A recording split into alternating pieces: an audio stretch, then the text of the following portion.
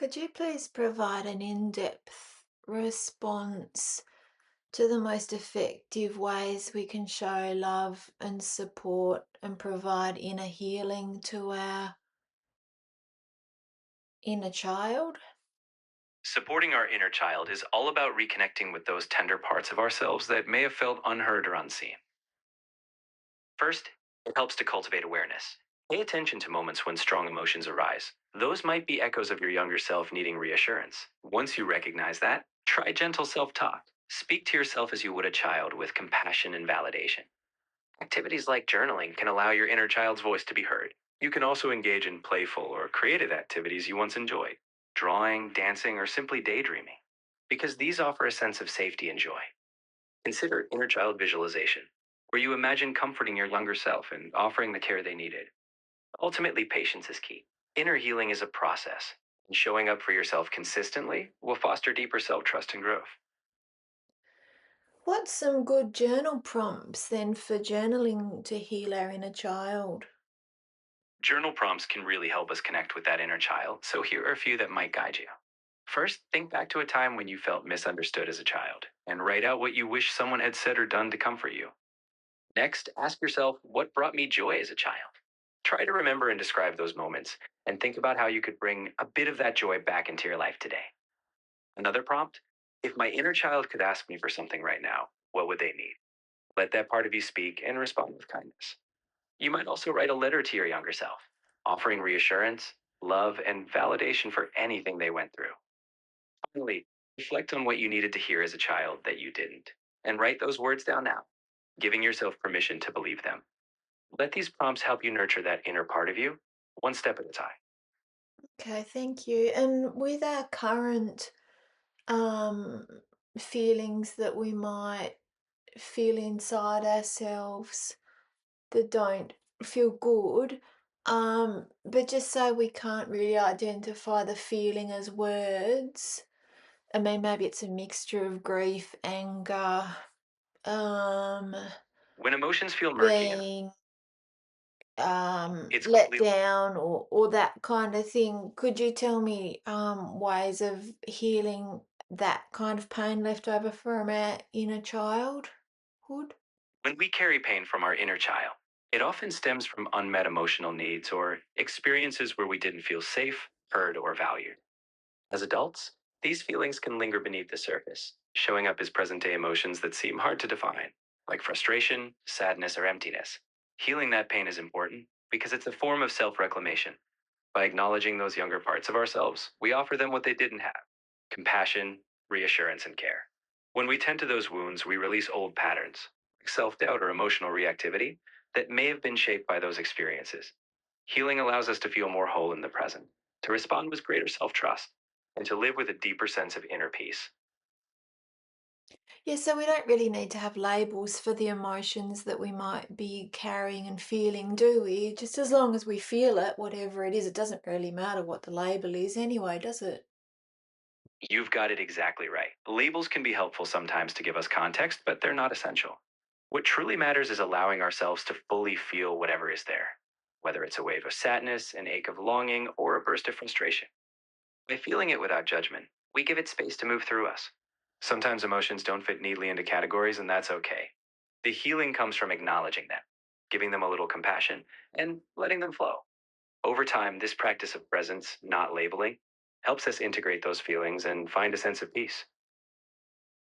I know with healing too, it can be really difficult and it can bring up a lot of emotions all at once and cause sort of outside circumstances to go a bit awry all at once. It can be really intense. Can you sort of give like a recommendation, just for myself and anyone else who might say feel like they still have a fair bit of healing to do, but they don't want to sort of inundate themselves with like healing and then having to process heaps of heavy emotions all at once. Like, just so if you're just going to sit with your feelings, whatever they were at present, each day, what would be an amount that wouldn't sort of overload us in our day-to-day life? Say like 15 minutes a day, or could we do more if we wanted to process those emotions quicker, or would say 5 minutes to twice a day be more effective?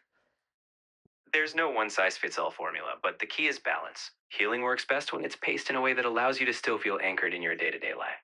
If emotions feel intense, start small. 5 to 10 minutes a day can be enough. The goal isn't to get it all out at once, but to build trust with yourself. A gentle daily check in, even if it's just a few minutes, creates consistency without overwhelm. If you feel more grounded, you might expand to 15 or 20 minutes.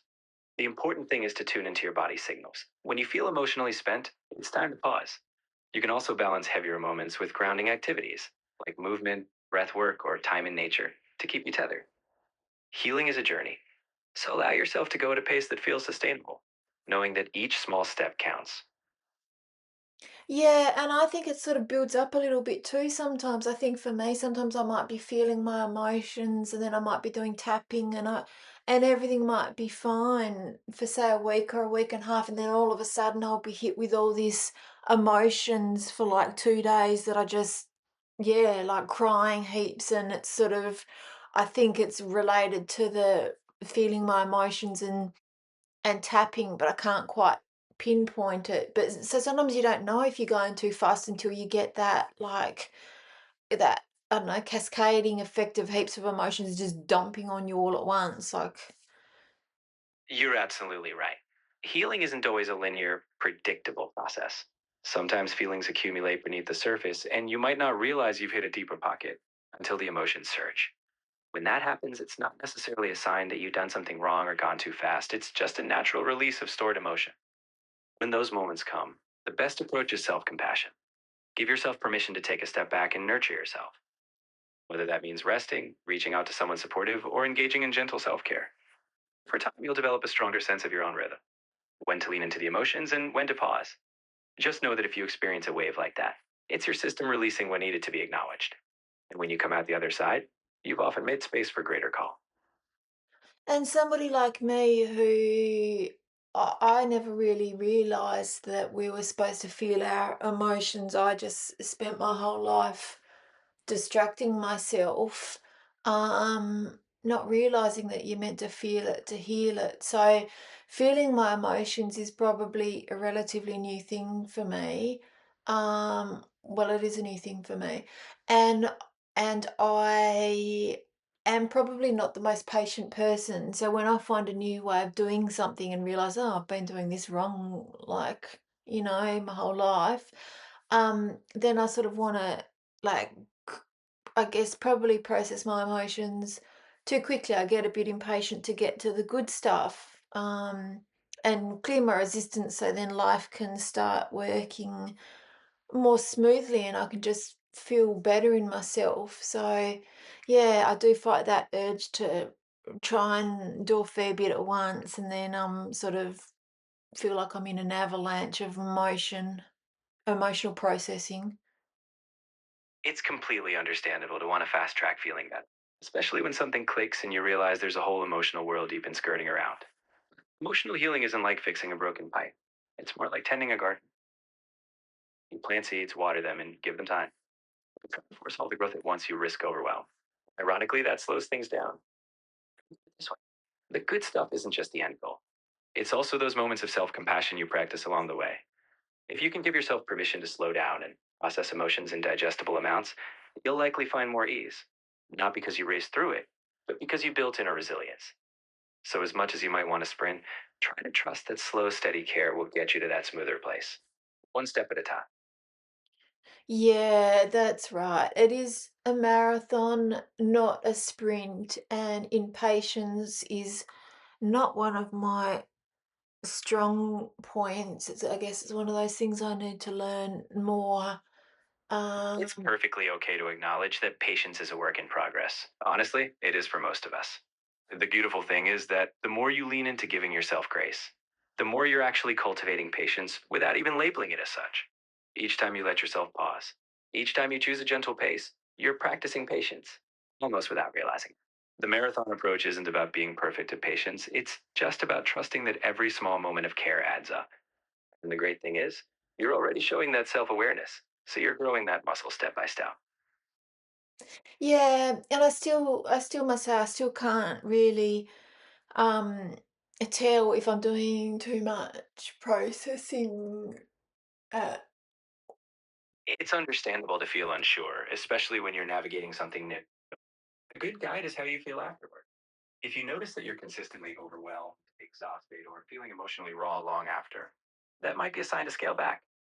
On the other hand, if you feel a sense of relief, clarity, or even a gentle tiredness that feels manageable, you're likely pacing things well. The key is to check in with yourself regularly, before, during, and after. If you find yourself bracing for the next session, that might mean it's time to shorten or soften your approach.